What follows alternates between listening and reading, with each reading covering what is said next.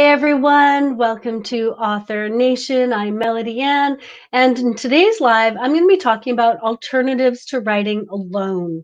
You know that, the lonely writer syndrome, those writers who are sitting up in the attic in the small desk writing away, or, in the basement in a corner of the house writing away all by themselves, and they get very, very lonely.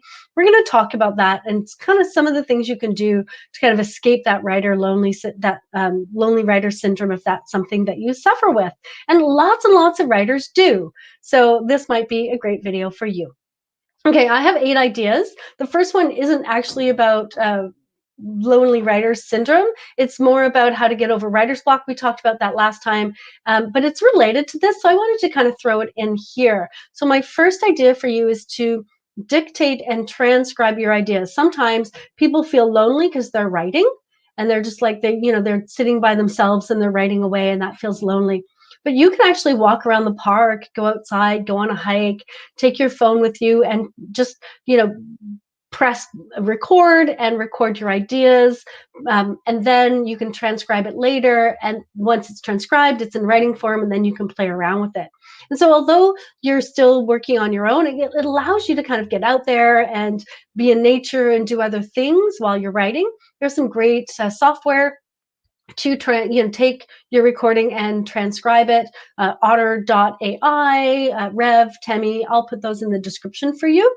And so that's one idea, right? Dictate and transcribe. And if you're feeling stuck, just like, what do my readers need to know about X and Y, right? Okay, the next ones will, the next 7 ideas are all about writing with someone else or getting help from other people writing. And my first interview related to dictating is interviewing. This is something that I do with my clients a lot as a writing coach. I help them develop the outline for the book, and then we take a piece at a time and I develop questions, and I then set up a call and we go through the interview, and that's recorded, and then my client transcribes it, and then they shape it into a book, and then they give it to me for feedback, and that's how we build the book out, which is a great idea. But if you don't want to hire a writing coach, what do? You find a colleague who is curious and asks lots of questions and is a good interviewer, right? Ask great questions and is willing to sit down with you maybe an hour a week over, let's say, 12 weeks. And once you've outlined the book, each week you can give them a piece of it, maybe, the outline for a particular chapter, and they can kind of say, hey, what is this chapter about? And, what are the outcomes? And, they can start asking you questions, and then you can take those recorded interviews, transcribe them, and then use those to fill out the book.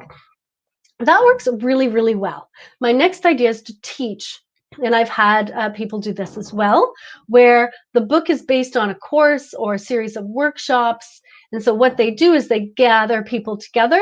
Sometimes they give them a better price for this, and sometimes they just ask people who are already their clients to do this, and they record the sessions. They record the teaching and the workshop or the course or whatever it is, and then they take that and they transcribe that. And what's really great about that is that clients in a workshop, in a course, they often ask lots of questions.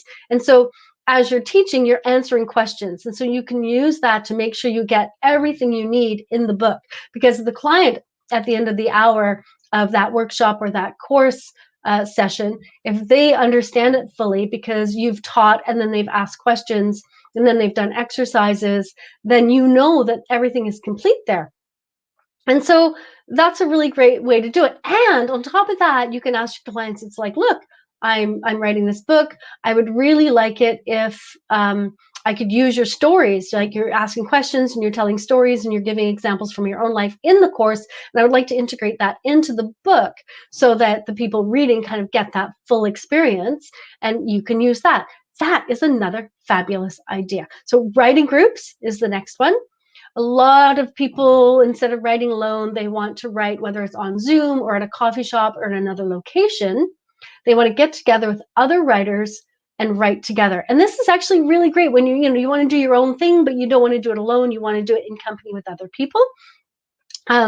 This can be really, really good. And some of the groups, they have, for example, social time at the beginning and the end. Other groups have like timed writing. You're going to write for so many minutes and then take a break.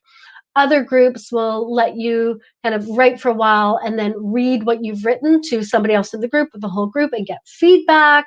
And so each group is different. So you want to make sure you find the right group for you. So you can do that by checking out like meetup.com, or searching on Google, search like writing groups near me, or search Shut Up and Write as a specific type of group.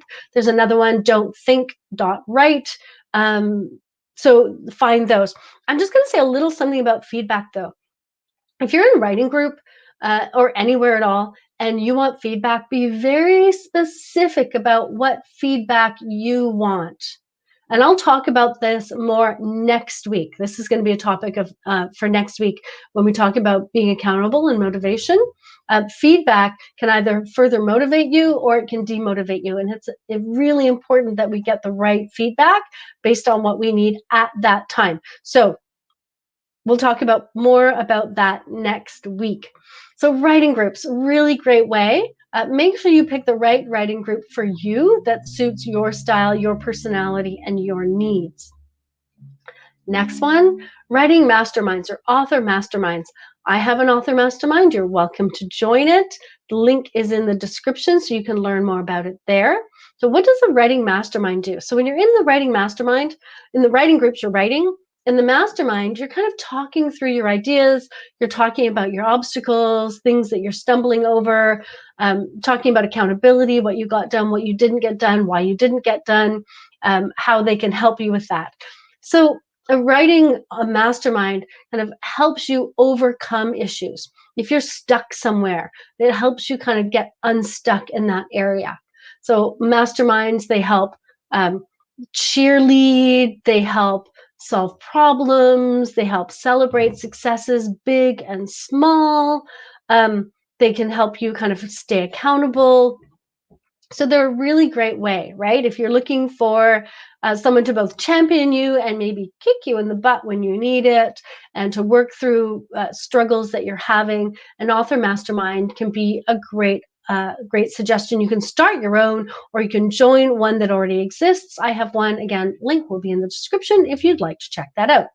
Accountability writing coaches. That's my next idea. And so again, it's a little bit, so the writing coach and the writing groups, they're like, you're actually doing the writing there. Whereas the author writing mastermind and the writing accountability coaches, you're not really doing the writing with them, but they are helping you stay accountable. So the accountability writing coach will speak with you a few minutes every week or a few minutes every day. They'll ask where you are in the process, what you got complete, how that went, what obstacles or blocks got in your way, and how to overcome them. They'll champion you, they'll cheerlead you, they'll celebrate your successes, big and small, and they will kick you in the butt when you need it. They'll answer questions, they'll help you find other resources you need. So accountability coach can be the right thing for people who are like, they're okay to do the writing on their own, but they just want someone to talk to, 20 minutes a week on what they've been doing and what excited them about it, and kind of get revved up for that week's writing. That can be really, really useful for some people. So that's accountability writing coach. So the next one is ghostwriting, and then we're going to talk about co-authoring. So a ghostwriter is somebody you go to because you don't have the time, or you think you don't have the skill, which I would argue with you with. Call me, we'll argue about that. I think you do have the skill. But a ghostwriter is somebody who will take everything that you have and turn it into a book for you. I think the most common reason people go to ghostwriters is they just don't have the time, or they do not want to learn the skills necessary to write that particular type of book. For example, sometimes people want to write a memoir. They're only going to write one memoir. They don't really want to learn everything about the genre, so they go to a ghostwriter who knows about it. Or an entrepreneur who wants to write a book, and they really don't have the time to spend writing the entire book. So they put it into the hands of a ghostwriter.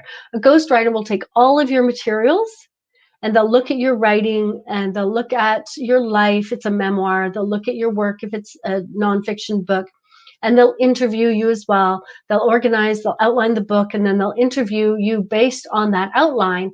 But instead of like with a writing coach, you get that outline and you transcribe it and you write the book. With a ghostwriter, they get that interview, they transcribe it, and then they use that to develop the book. It can be a really good answer for some people. I know there's also that idea like, oh, you're not really an author if you didn't write the book, a ghostwriter wrote it. But if you have a really important message and you're a super busy person and you just, you want to get that message out, but you don't want to actually do the writing, I don't see anything wrong with going to a ghostwriter. You can expect to spend, I don't know, $10,000, $25,000 on a ghostwriter. And what you're going to get at the end is a fully polished manuscript. The ghostwriter generally, if I understand, the ghostwriters I know, they do the whole thing. They do the developmental editing. They often have a team. It's not always just the one person.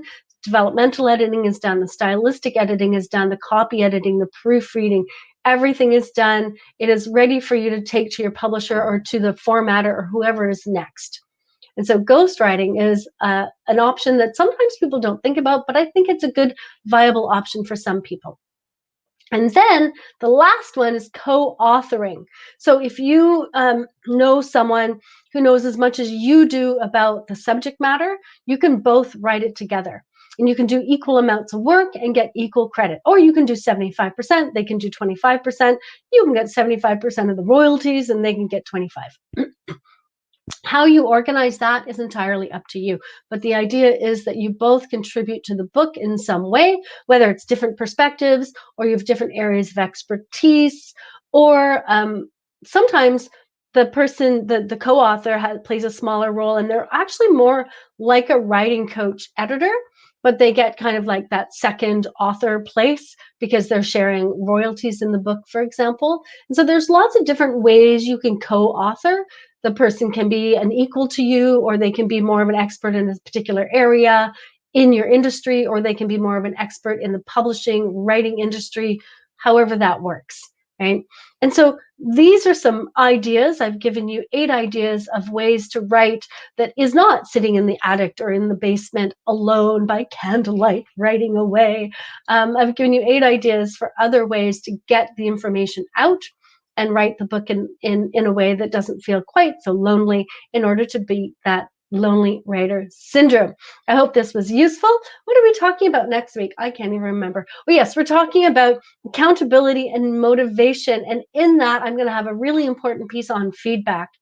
As a writing coach and an editor, I have learned that feedback is really, really important. It can make the world of difference in motivating you forward, and it can make the world of difference in really killing someone's motivation. So stay tuned next week for that. Subscribe so you don't miss it. And if you have any questions, I would love to see them in the comments.